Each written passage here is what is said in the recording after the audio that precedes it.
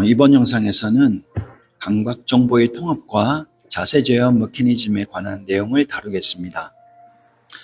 신체의 위치와 움직임에 대한 내적 표현 생성부터 감각 정보의 통합 과정, 감각 중복 현상, 그리고 인지 및 정서적 요소가 자세 제어에 미치는 영향까지 포괄적으로 설명을 드리겠습니다.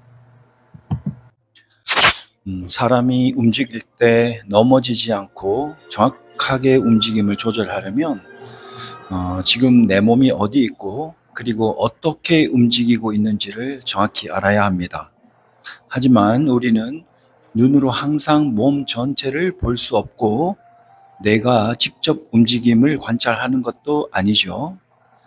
그래서 뇌는 눈과 귀, 그리고 피부와 근육 등에서 들어오는 여러 감각 정보를 모아서 마치 신체의 움직임과 위치를 머릿속에 지도나 모델을 그려내는 것처럼 일종의 가상적인 내부 모델을 만들어냅니다. 이것을 연구자에 따라서 내적 표현 또는 내적 표상이라고 부르고요. 영어로는 internal representation 이라고 부릅니다.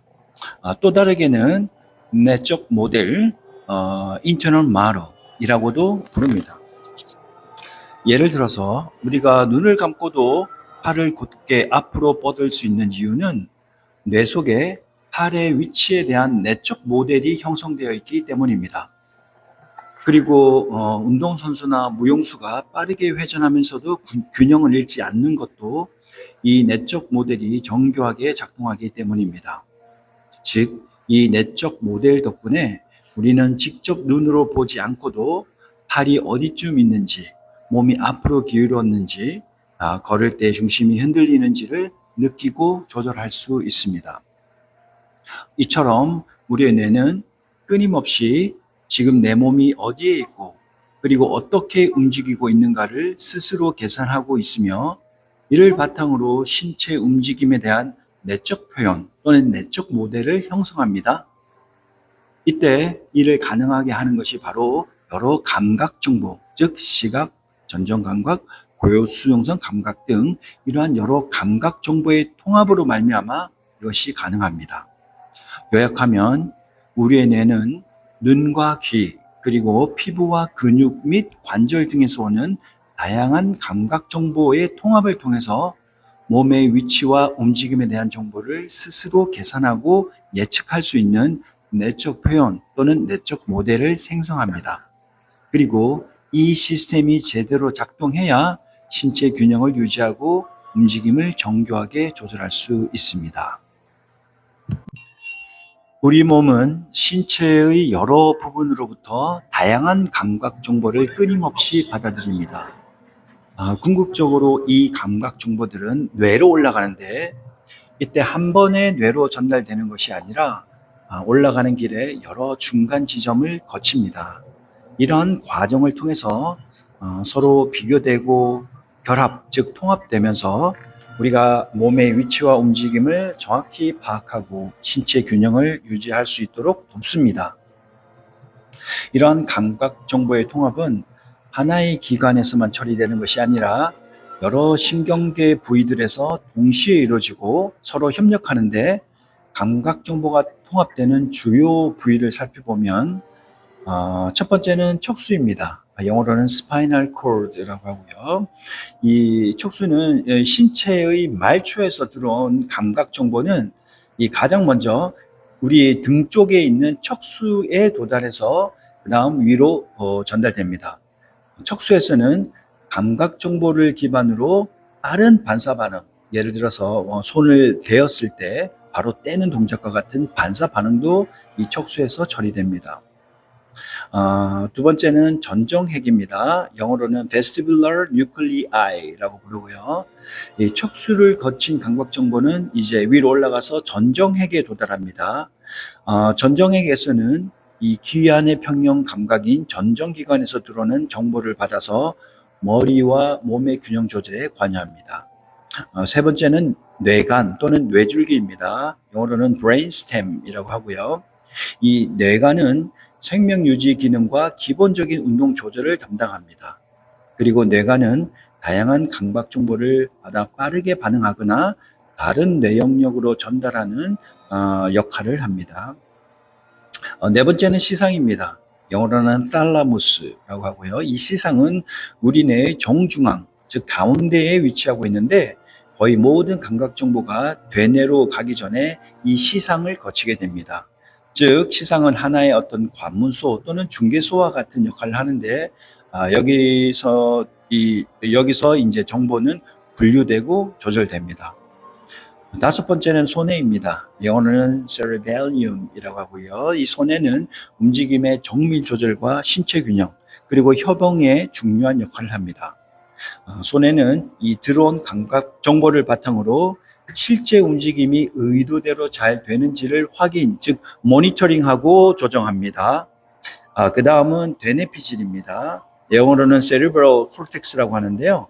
이 되뇌피질은 대부분의 감각 정보가 최종적으로 도달하는 곳으로서 감각을 의식적으로 인식하고 그리고 판단하거나 복잡한 운동을 계획하는 데 관여합니다. 이렇게 신체 말초로부터의 감각 정보는 여러 신경계 부위들을 거치면서 처리되고 통합됩니다. 그런데 이 신경계 부위들은 단순히 각자 따로 일하는 것이 아니라 서로 정보를 주고받으면서 긴밀하게 협력합니다. 예를 들어서 손에는 뇌관에서 오는 정보를 받아서 움직임을 조정하고 다시 되뇌피질로 정보를 보내는 식으로 끊임없이 피드백 순환이 이루어집니다. 정리하면 다양한 감각 정보는 척수부터 되뇌피질까지 여러 뇌영역에서 통합되고 이 기관들은 서로 긴밀히 협력하면서 우리 몸의 균형과 움직임을 정교하게 조절합니다. 사람이 똑바로 서 있거나 움직일 때 뇌는 여러 감각 정보를 동시에 받아서 현재 내 몸의 상태를 판단합니다. 그중 하나인 고유 수용성 감각은 근육과 관절 그리고 힘줄 등에서 전달되는 감각 정보인데 내 몸의 각 부위가 어디에 있고 어떻게 움직이고 있는지를 느끼게 해줍니다. 하지만 이 고유 수용성 감각만으로는 불완전합니다. 왜냐하면 우리가 서 있거나 움직이는 환경은 늘 일정하지 않기 때문에 예를 들면 시각적 배경이 복잡하거나 움직이는 버스처럼 흔들리는 환경이거나 또는 균형을 잡기 어려운 경사진 땅이나 미끄러운 바닥 등 감각이 혼란스러운 상황에서는 다른 감각 정보와의 협력이 꼭 필요합니다. 그래서 고유 수용성 감각은 단독으로 작동하기보다는 눈을 통해서 들어온 환경 정보를 감지하는 시각 정보와 그리고 귀속의 평형 기관을 통해 들어온 머리의 움직임과 중력을 감지하는 정보인 전정 감각 정보와 함께 통합되어야 우리의 뇌는 지금 내 몸이 어떤 환경에서 어떤 상태인지를 정확하게 해석할 수 있게 됩니다. 예를 들어서 설명해 보겠습니다. 버스나 지하철 안에서 서 있을 때 지하철이 흔들리면 내 관절과 근육은, 즉 고유수동성 감각은 신체 균형이 깨지는 걸 느끼지만 눈, 즉 시각은 고정된 내부를 보고 있고 귀, 즉 전정기관은 실제로 몸이 흔들리는 걸 감지하죠. 이 세 가지 정보를 함께 사용해야 제대로 중심을 잡을 수 있습니다. 또 다른 예시로는 어두운 방에서 걸을 때 이때는 눈으로는 잘 안 보이게 되죠. 즉 이러한 상황에서 시각 정보가 줄어들면 이때는 나머지 감각, 즉 전정 감각과 고유성성 감각을 더 의존해야 합니다. 이런 경우에는 감각 통합 능력이 특히 중요해집니다.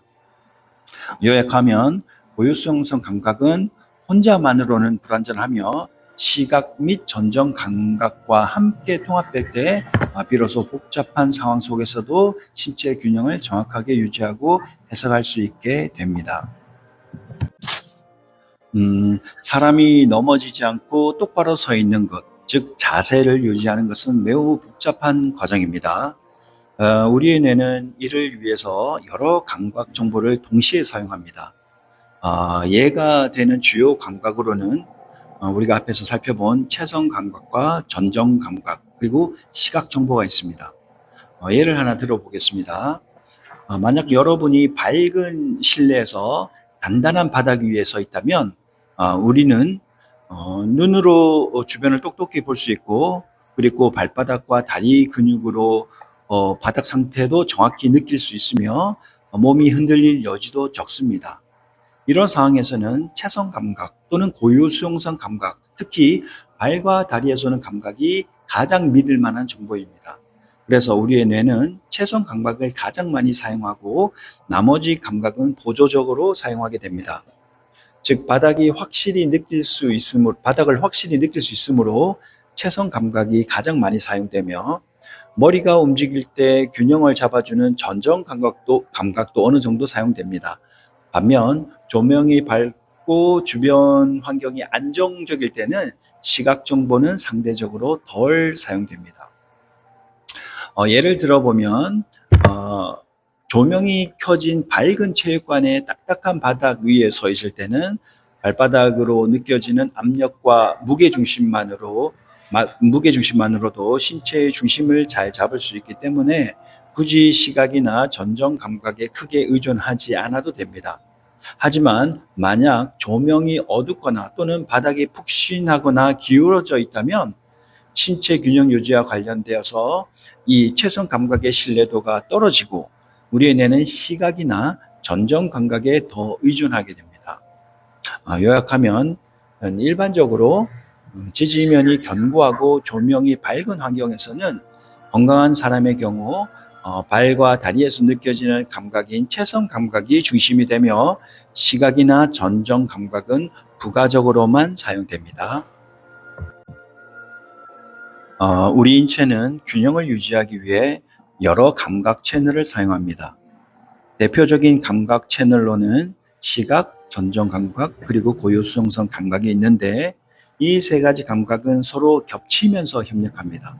이것을 감각 중복, 영어로는 sensory redundancy라고 부릅니다. 이 감각 중복은 인체의 자세 제어와 균형 유지에 매우 중요한 개념입니다. 감각 중복이란 여러 감각 시스템이 같은 정보를 서로 겹쳐서 제공하는 현상을 말합니다. 예를 들면 우리가 서 있을 때 시각을 통해서 서 있다는 사실을 알 수 있고, 그리고 전정 감각을 통해서도 알 수 있으며, 또한 고유 수용성 감각을 통해서도 서 있다는 것을 알 수 있습니다. 이처럼 우리 인체는 여러 감각 시스템이 중복되어서 함께 작동하는데 이를 감각 중복이라고 합니다. 바로 이 감각 중복 현상으로 인해서 하나의 감각이 손상되거나 또는 불완전해도 다른 감각들이 그 역할을 보완 또는 보충할 수 있습니다. 예를 들어서 우리가 서 있을 때 눈을 감아도 넘어지지 않고 서 있을 수 있는 이유는 신체로부터의 고유 수용성 감각과 전정 감각이 시각의 역할을 어느 정도 대신해 주기 때문입니다. 이처럼 한 감각이 약해지면 우리의 뇌는 다른 감각의 가중치를 더 높게 줘서 전체적인 신체 균형 유지 능력을 보완하는데, 이를 감각의 재가중화, 영어로는 sensory re-weighting이라고 합니다. 이 감각의 재가중화 현상 또한 우리 신체가 균형을 유지하는 데 있어서 매우 중요한 적응 메커니즘입니다. 좀 더 자세히 설명드리면, 감각의 재가중화는 인체가 균형을 유지할 때 뇌가 각 감각 정보의 신뢰도나 중요도를 상황에 따라 조절하는 과정을 말합니다. 즉, 뇌는 여러 감각 정보를 통합하면서 지금 어떤 감각이 더 믿을 만한가를 판단하고 신뢰할 수 있는 감각의 비중을 더 크게 반영하는 것입니다. 이를 감각의 재가중화라고 부릅니다. 그러면 이러한 적응 메커니즘이 왜 필요할까요? 만약 환경 조건의 변화나 질병 등으로 인해서 주요 감각 정보 중 어느 하나가 정확하지 않거나 사용할 수 없는 상황이 생기면 우리의 뇌는 남아있는 감각의 비중을 높여서 신체 균형을 유지하려고 합니다.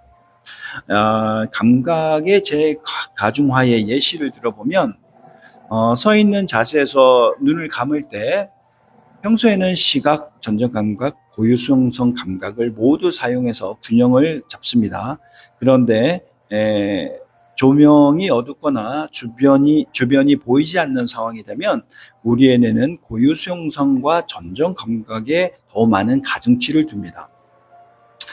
또 다른 예로 지면이 고르지 못한 울퉁불퉁한 땅 위를 걸을 때 이때는 발바닥의 감각 정보가 안정적이지 않고 불확실하기 때문에 고유성성 감각의 신뢰도가 떨어집니다. 그러면 우리의 뇌는 시각이나 전정 감각의 비중을 더 높여서 몸의 위치를 파악하려고 합니다.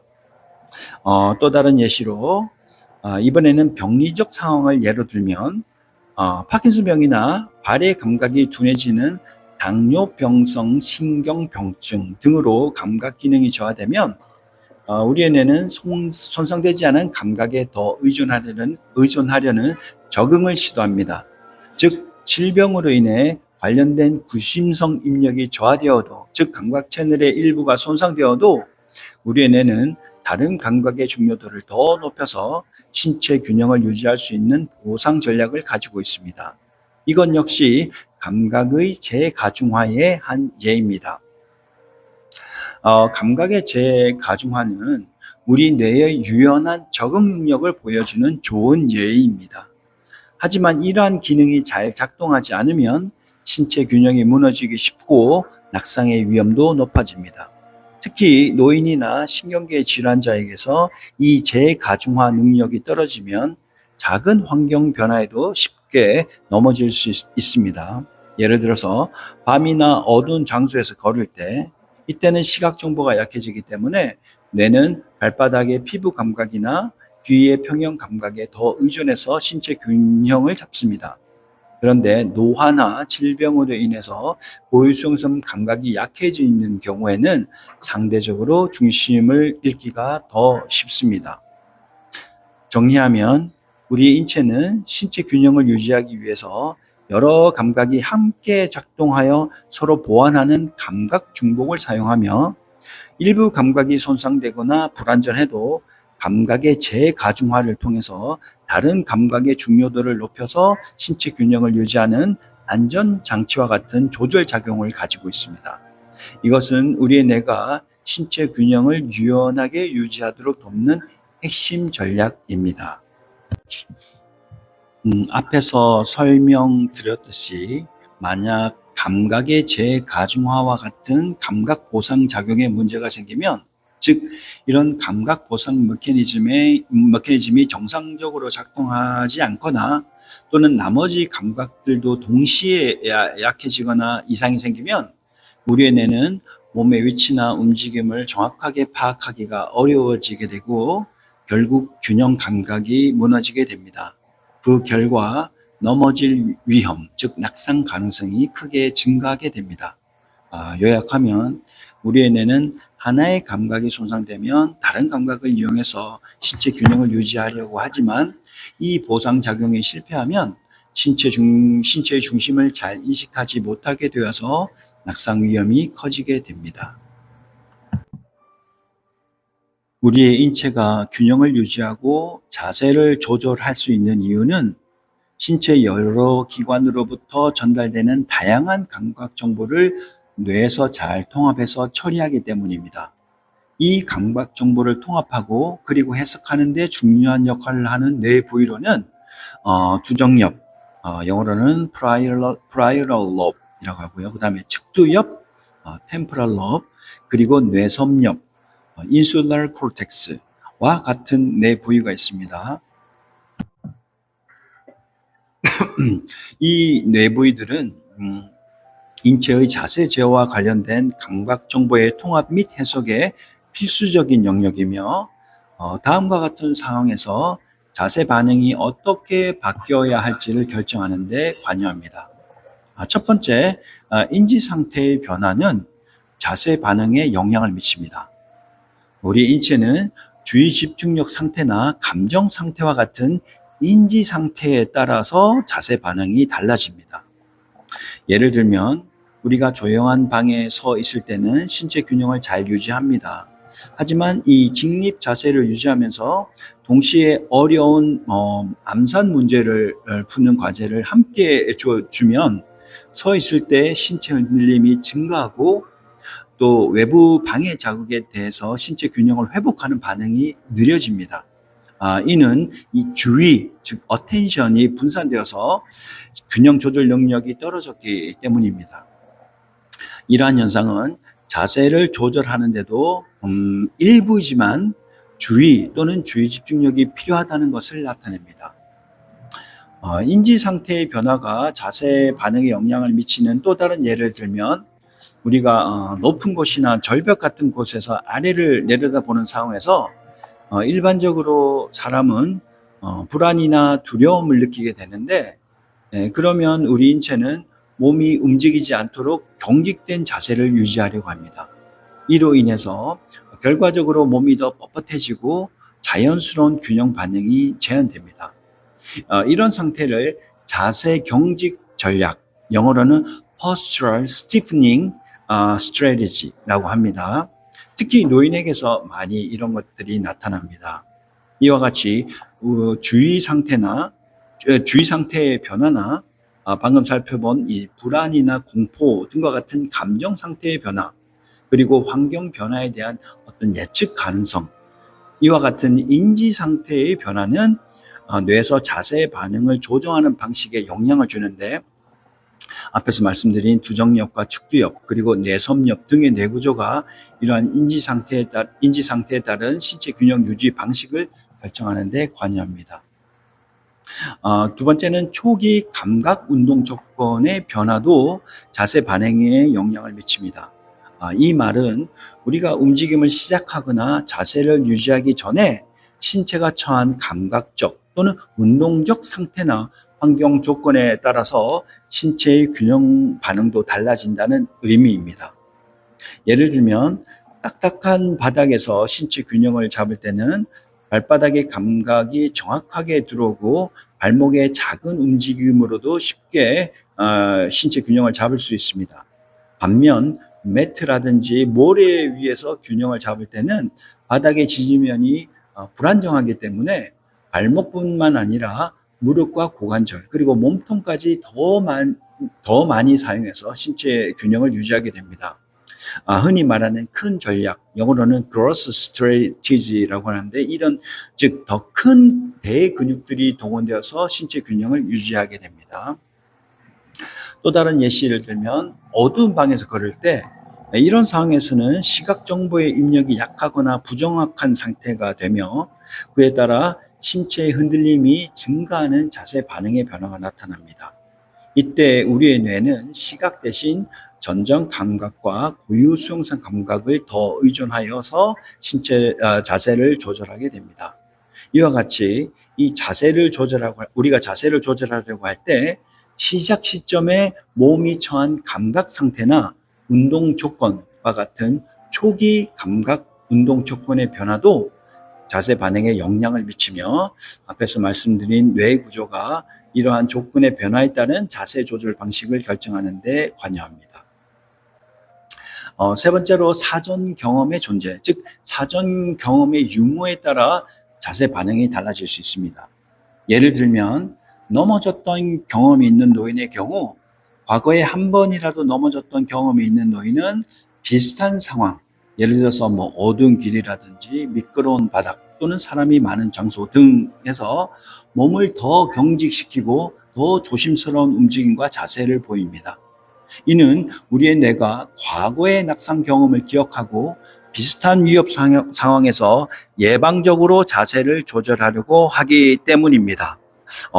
또 다른 예시로 지하철에서 갑자기 멈춘 경험이 있는 사람의 경우 지하철이 급정거하거나 휘청거린 경험이 있는 사람은 이후에 지하철을 탈 때 미리 손잡이를 꽉 잡거나 또는 다리를 더 넓게 벌리고 중심을 낮추는 자세를 취하는 경우가 많습니다.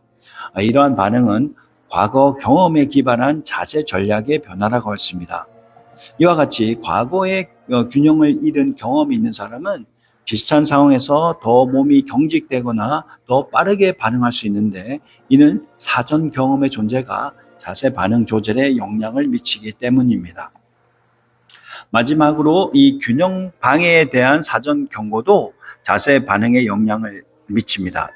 이 말은 우리가 넘어지거나 몸이 밀릴 가능성이 있다는 사실을 미리 알고 준비할 수 있는 상황의 경우, 이때 우리 뇌는 이런 사전 정보를 바탕으로 미리 자세를 조정해서 넘어지지 않도록 빠르고 적절한 반응을 준비합니다.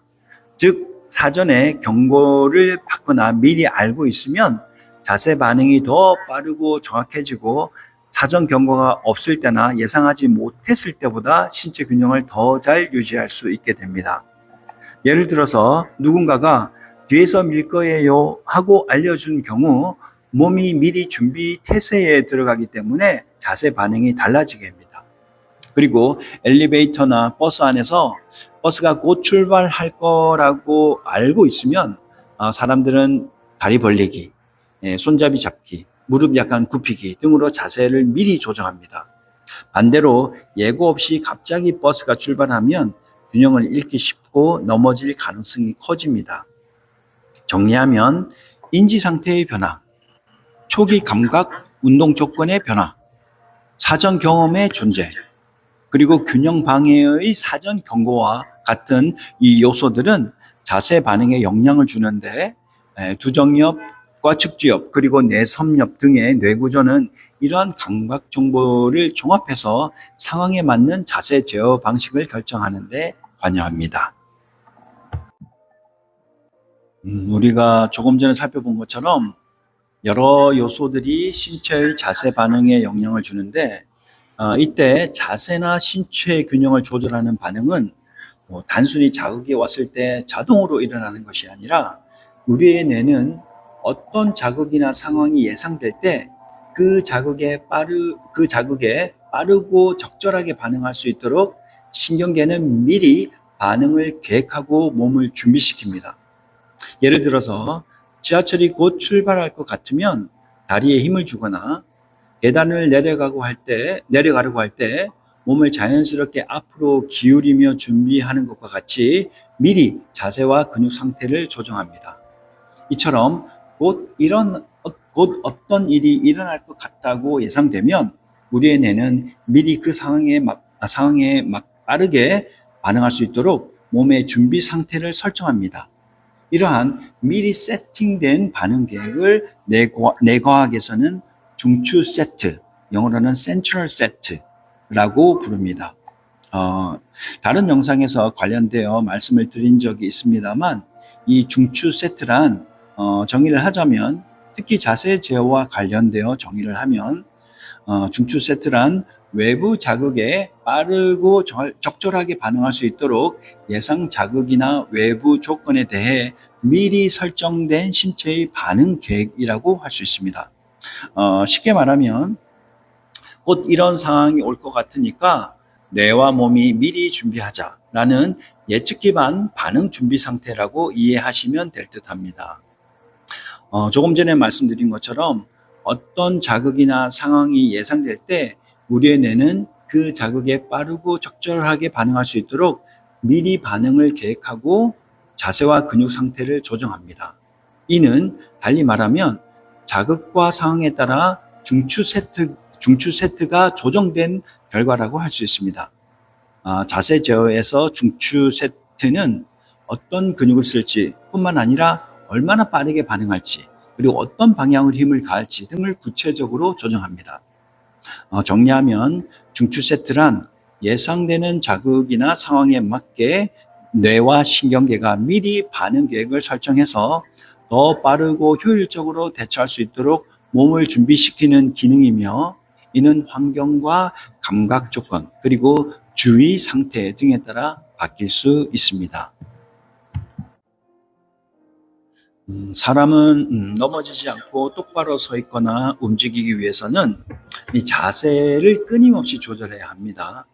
이 자세 조절은 단순한 반사만으로 되는 것이 아니라 뇌의 여러 신경회로가 복잡하게 협력해서 작동합니다.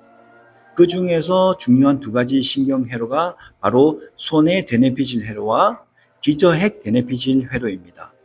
이 두 신경회로는 각각 다른 방식으로 자세 반응을 조절합니다.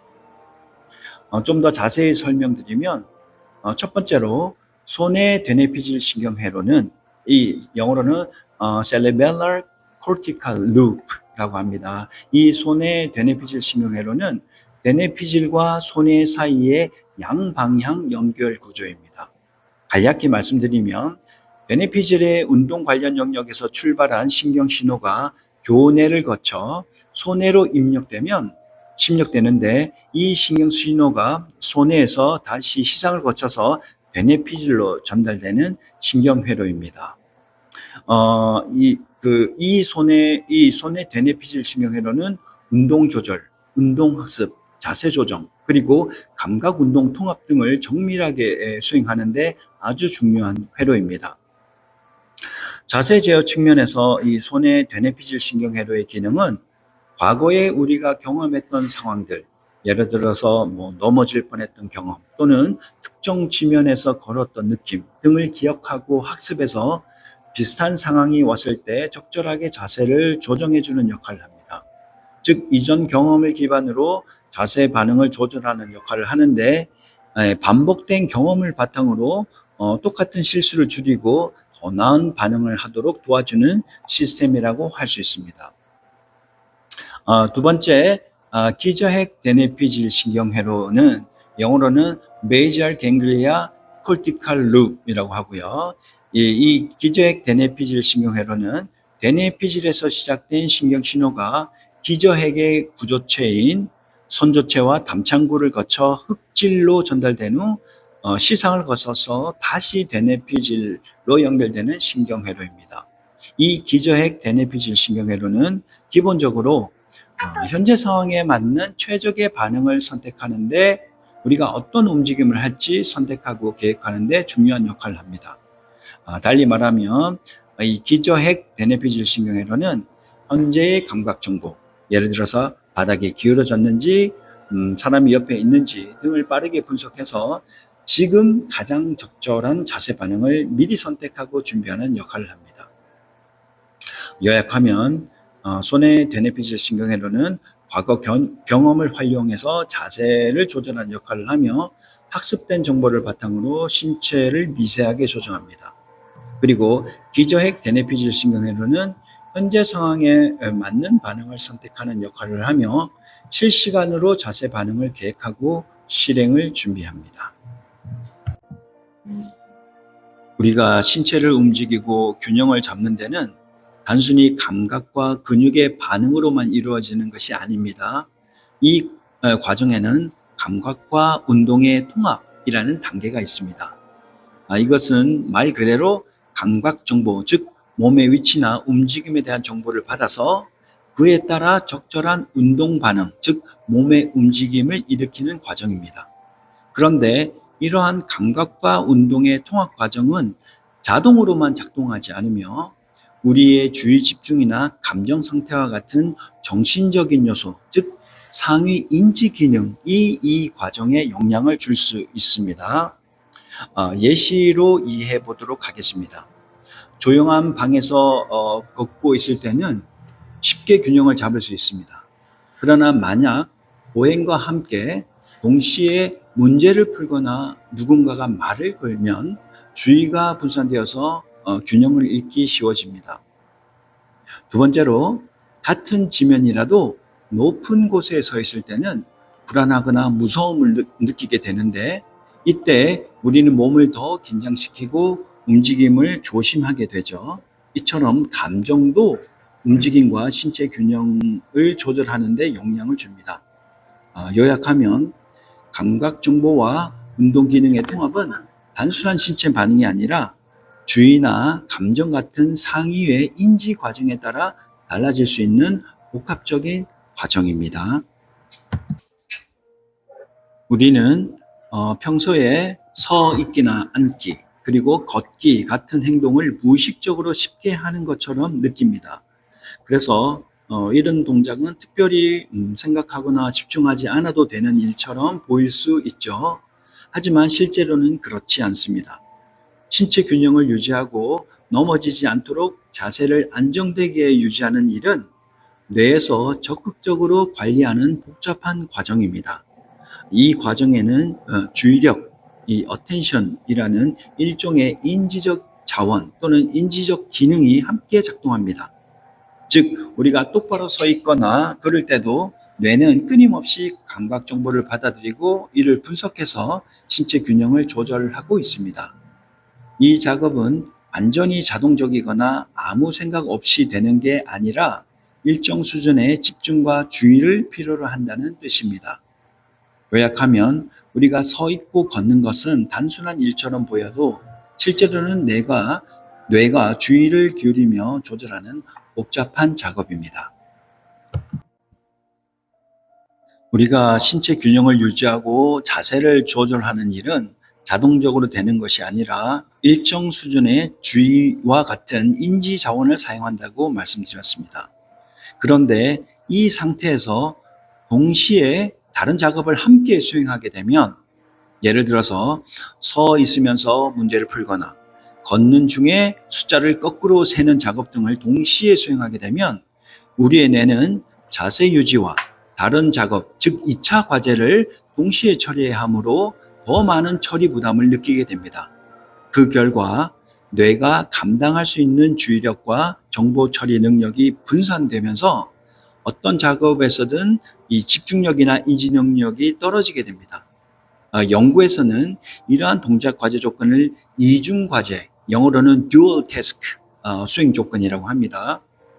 특히 이 이중 과제 상황에서 동시적으로 수행하는 작업에 대한 요구나 부담, 즉 디맨드가 증가하면 인지 능력은 더욱 저하되는데, 예를 들어서 걷고 있을 때 동시에 더 복잡한 암산 문제를 풀게 하거나 더 어려운 2차 과제를 함께 수행하게 하면 걷는 속도가 더 느려지거나 계산 실수가 더욱 늘어납니다.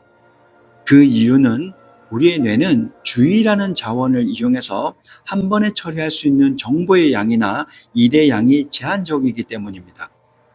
즉 자세 제어 과제에서 동시적 작업의 부담이 클수록 뇌의 처리 능력이 더 많이 분산돼서 궁극적으로 인지 능력이 감소하게 됩니다. 이런 현상은 특히 노인이나 신경계 질환 환자에게서 더욱 뚜렷하게 나타납니다. 그 이유는 이들의 뇌 기능이나 감각 운동 통합 능력이 젊은 사람에 비해 감소해 있기 때문입니다. 예를 들어서 노인분이 걸으면서 스마트폰을 보거나 또는 대화를 하면서 계단을 내려갈 때 낙상 위험이 증가하는 이유도 이 때문입니다. 우리가 자세를 유지하거나 움직일 때는 주의를 사용한다고 말씀드렸는데, 특히 몸의 균형을 더 많이 요구하는 동작일수록 더 많은 주의력이 필요합니다. 예를 들어서 앉아 있을 때는 균형을 잡는 게 상대적으로 쉬워서 주의를 거의 기울이지 않아도 됩니다. 반면 서 있는 자세는 몸을 지탱해야 하기 때문에 조금 더 많은 주의가 필요합니다. 이에 반해서 걷는 자세는 몸 전체가 움직이고 균형을 지속적으로 조절해야 하므로 가장 많은 주의력을 필요로 하게 됩니다. 즉 자세가 더 불안정하고 더 복잡한 동작일수록, 즉 동작 과제의 균형 요구 사항이 증가할수록 우리의 뇌는 그만큼 더 많은 집중력과 인지 자원을 사용하게 됩니다. 예를 들면 앉아서 책을 읽을 땐 주변 소음이 있어도 잘 읽히죠. 하지만 걷거나 계단을 오르면서 책을 읽으려고 하면 훨씬 더 힘들어집니다. 이것은 걷는 동안 뇌가 신체의 균형 유지에 더 많은 주의 자원을 쓰기 때문에 다른 인지 작업, 예를 들어서 독서와 같은 이 다른 인지 작업에 쓸 주의력이 줄어들기 때문입니다. 우리 인체는 단순히 감각 정보만으로 자세를 조절하는 것이 아니라 감정이나 심리 상태와 같은 정서적 상황에도 영향을 받습니다. 예를 들어 우리가 높은 곳에 서 있을 때 아래를 내려다보면 떨어질지도 모른다는 불안이나 공포를 느끼게 되죠. 이처럼 위험한 상황에 대한 감정적 반응이 생기면 우리의 몸은 그 상황에 방어적으로 반응합니다. 그 결과 우리의 뇌는 몸을 더 긴장시키고 근육을 굳게 만들며 몸의 흔들림을 최소화하려는 반응을 유도합니다. 이 현상은 마치 몸이 지금은 절대 넘어지면 안 되는 상황이야 하고 스스로 긴장하는 반사적 반응이라고 할 수 있습니다. 요약하면 높은 곳에 서 있는 것과 같은 무서운 상황에서는 감정의 영향으로 몸이 더 긴장되고 그로 인해 자세가 더 굳어지고 몸의 흔들림이 줄어들게 됩니다.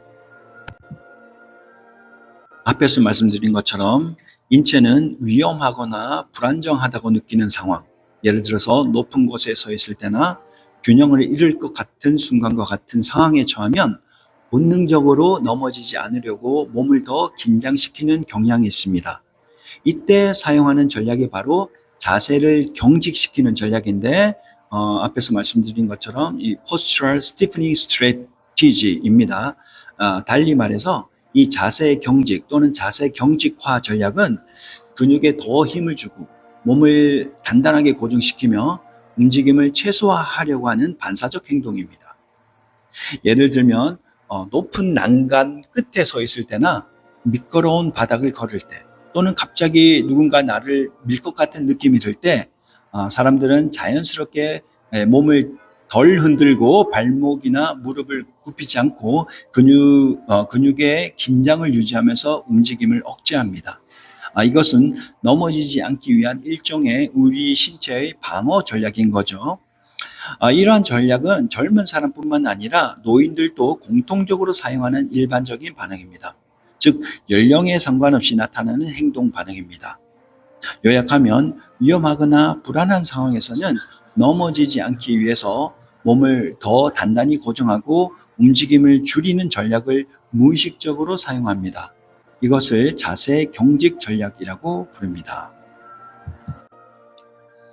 조금 전에 말씀드린 것처럼 인체는 위험한 상황에 놓이면 자세를 더 단단하게 고정하고 움직임을 최소화하려는 자세 경직 전략을 사용합니다. 이런 상황에서는 우리 신체의 감각 시스템, 특히 두 가지 감각 시스템이 더 민감하게 반응합니다. 첫 번째는 근육과 관절이 얼마나 늘어나고 있는지, 그리고 어느 방향으로 움직이고 있는지를 감지하는 감각 반응인 고유 수용성 반사이며, 두 번째는 귀 안의 평형기관인 전정기관이 머리의 위치와 움직임을 감지해서 신체 균형을 조절하는 반응인 전정반사입니다. 이 두 가지 반사가 위험 상황에서는 더 활발하게, 더 민감하게 작동합니다.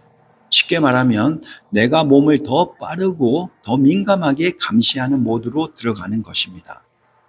이러한 감각 시스템의 작용으로 인해서 실제로는 거의 움직이지 않고 있어도 몸이 크게 흔들리고 있다거나 불안정하다는 느낌이 더 강하게 들게 됩니다.